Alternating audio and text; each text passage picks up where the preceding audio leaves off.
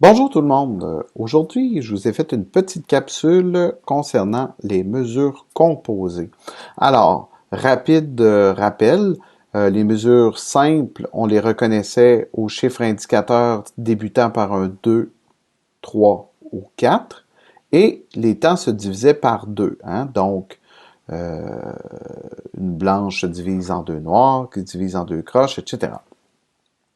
Donc, le chiffre du haut nous indiquait le nombre de temps par mesure, et le chiffre du bas nous indiquait quelle figure de note dure un temps. Par exemple, en 2-2, on peut savoir que c'est une mesure à deux temps et que la figure de note qui vaut un temps, c'est la blanche. Donc, voilà. Ici, par exemple, en 3-8, il s'agit d'une mesure à trois temps et chaque temps sera la croche. Donc, c'est exactement ce que nous avions vu dans les chiffres indicateurs simples. Aujourd'hui, je vous parle des chiffres indicateurs composés. Alors, vous en avez plusieurs exemples devant vos yeux. Alors, la première chose qu'il faut savoir, c'est qu'un chiffre indicateur composé commencera toujours, le chiffre du haut, sera toujours le 6, le 9 ou le 12. Et le 6 sera une mesure à deux temps, vous allez voir pourquoi. Le 9, une mesure à trois temps. Et le 12, une mesure à quatre temps. Maintenant, que représentent les chiffres dans ce montage de chiffres indicateurs? Eh bien, le chiffre du haut va nous indiquer le nombre de tiers de temps. Donc, par exemple, en 6-8, il y aura 6 tiers de temps. Donc, deux paquets de 3, vous comprenez? Donc, 1, 2, 3, premier paquet. Ici, 4, 5, 6. Croche, bien sûr. Deuxième paquet.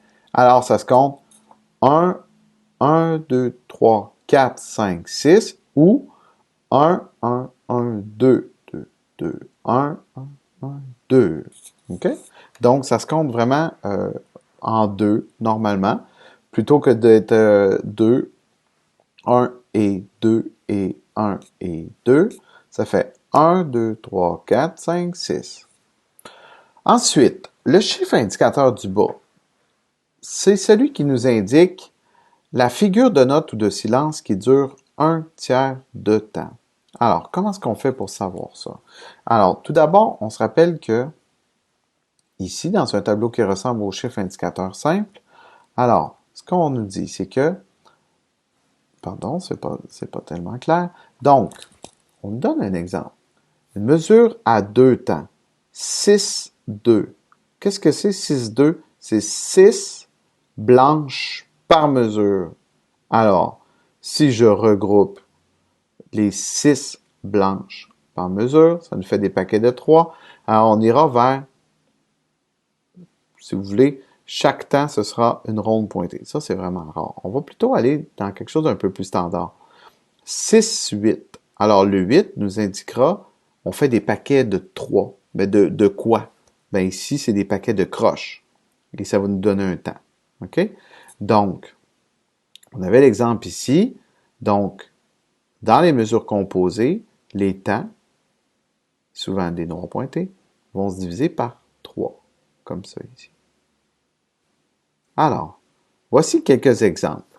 Alors, en 9-8, on sait qu'on a 9 croches par mesure. Si on le regarde de base, c'est ça que ça veut dire. 9 croches par mesure.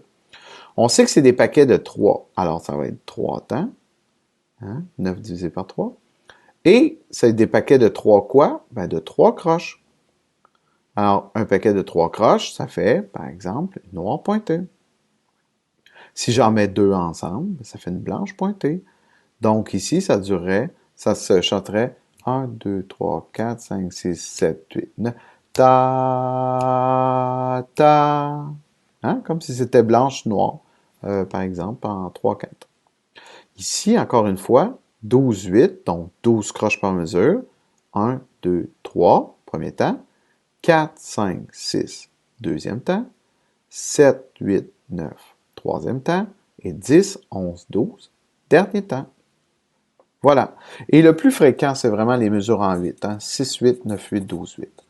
On a deux autres exemples ici. On a Le 6-4. C'est quoi 6-4? C'est, première des choses, une mesure à 2 temps, parce qu'on fait des paquets de 3. Donc, 6 quoi? 6 noirs par mesure. 6 noirs, c'est, donc, on fait des paquets de 3. Alors, 3 noirs, ensemble, ça fait une blanche pointée. Et cette blanche pointée-là, dans ce cas-ci, durerait un temps. Alors, 6-4 mesure à 2 temps. 1, 2, 1, 2. Et aussi simple que ça. Le dernier est encore plus absurde. Donc, 6 blanches par mesure.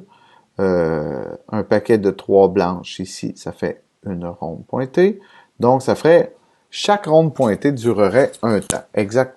Évidemment, ça, c'est vraiment théorique. C'est très, très rare qu'on va trouver ça. Mais les mesures 6, 8, 9, 8, 12, 8, c'est très, très fréquent. 6, 4, ça arrive une fois de temps en temps. Mais par exemple, du 6, 2, c'est très, très rare. Alors, je résume rapidement.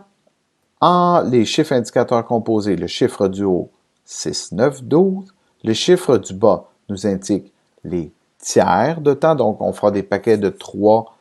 De 3 quoi? Ben, c'est le chiffre qui nous dit. Très, très souvent, c'est des paquets de 3 croches. Donc, en regroupant la noire pointée nous vaudra un temps, par exemple, dans cette mesure-ci. Et puis, voilà, ça fait un peu le tour des chiffres indicateurs composés. Donc, mesure en ternaire, les temps se divisent par 3. Alors, n'hésitez pas, si vous avez des questions, à venir me voir.